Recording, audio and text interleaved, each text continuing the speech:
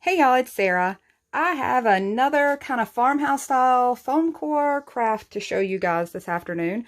I'm going to be working with my usual, which is the Readi-board brand white foam core. I have cut mine down to 12 by 18, but I wanted to show you, you could do the very same thing with black with what we're doing.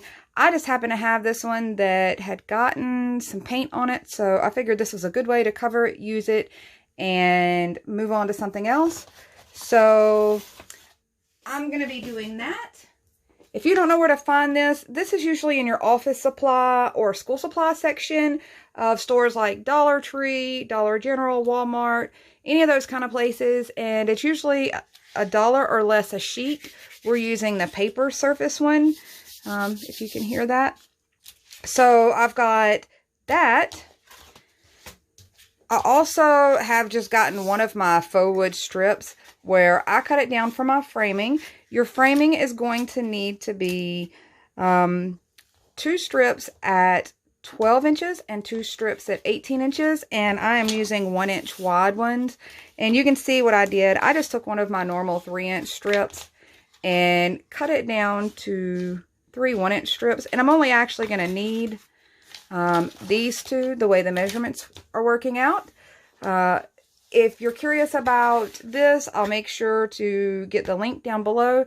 These, all of the faux kind of painted look are their own tutorials so that I can focus more on showing you guys how to get this look. And I will make sure to try to at least get this wood look posted down below.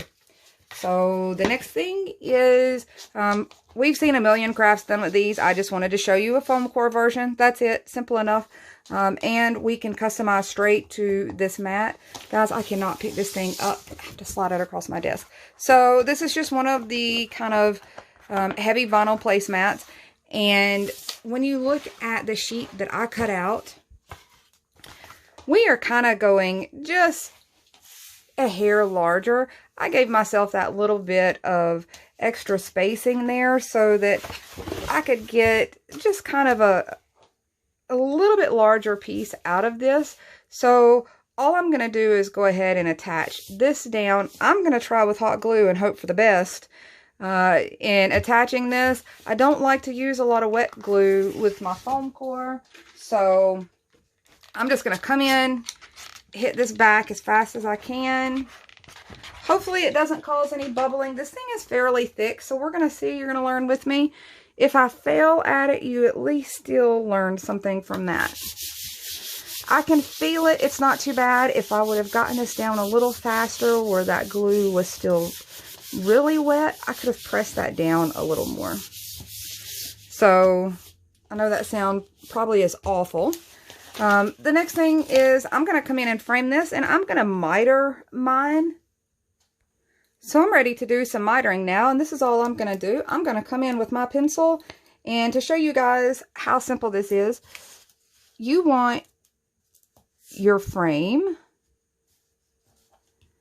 to be, when you cut your strips, on a mitered one, you want to come down and have it the exact same length and your exact same width. So by doing this, we're pretty much going to end up with all of our cuts done at once. But in order to do it, you're not adding anything extra to it. You're just going length by width. And I'm going to go ahead and trim these down to this length, and it should have my width for me. So here's what my cuts look like, and you can see that's pretty much all we had to do here. I'm going to show you really quick how I'm going to miter these. And that one's really simple, or I'm going to show you the simplest way I know how. Okay, so my framing strip is sitting here. This is one of my shorter ones. Whoops, let me turn the other direction here. My strip is 1 inch wide, or 1 inch thick. And I want to come over 1 inch, and I'm flipping it over because it's easier for me to see on that white. I'm just going to mark a perfect square.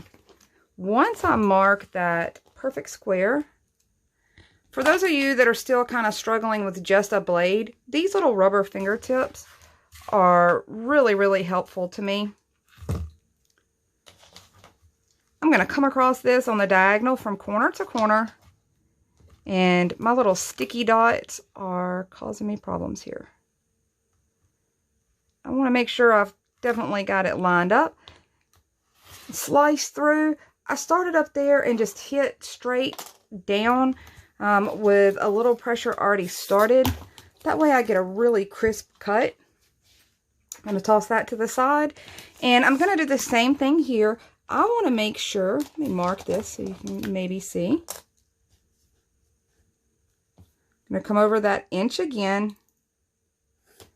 Mark that out. I want to make sure that these longest points are in the same alignment. They're going to come across the same edge.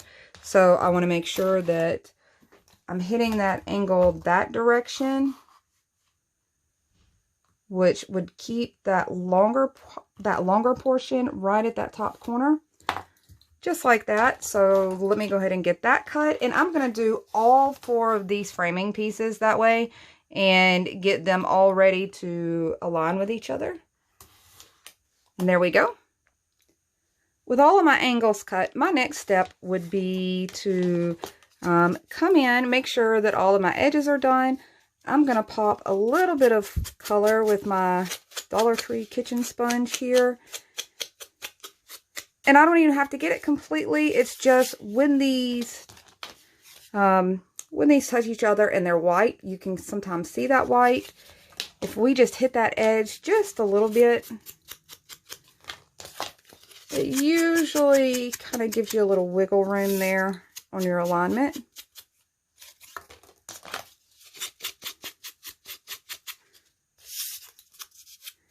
Now's a good time if you're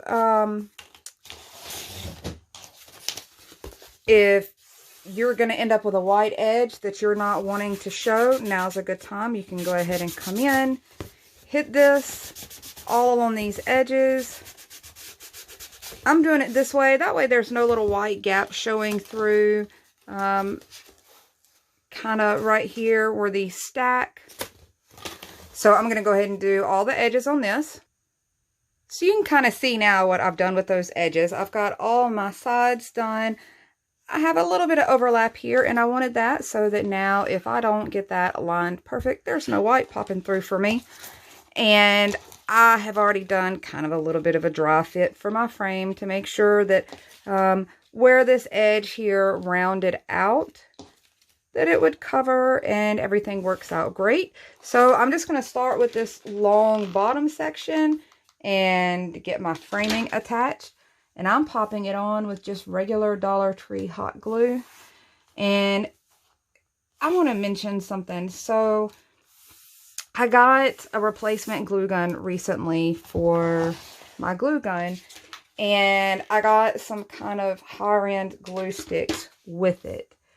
I have realized that a lot of my mess and drips and things that I have attributed to my glue gun just simply being messy really is more about my glue sticks. So I wanted to kind of point that out to you guys, that if you're having a whole heavy lot of mess, it may be more about your glue sticks than your glue gun. Now I know I'm going to continue to use Dollar Tree glue sticks, but I just kind of want people to be aware that if you're having messy glue gun issues, it may be your glue sticks. So I've got all the rest of my framing put on. As you can see, my edges have been painted out and finished out. And nothing new about this concept. I've seen people use this particular placemat for so many things. I just wanted to kind of show it to you guys in the foam core venue. I actually may end up using this to attach to something larger, but I love it as it is. It really works with some of the pieces that I have done with just using the black foam core and the Dollar Tree contact paper, because it's kind of got that ivory tone to it.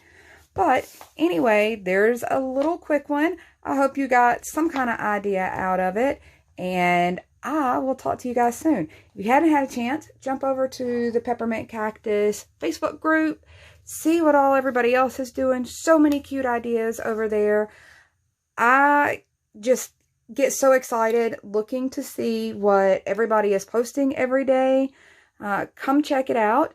And I hope you guys get a chance to do a little crafting, and I'll talk to you soon. Bye, y'all.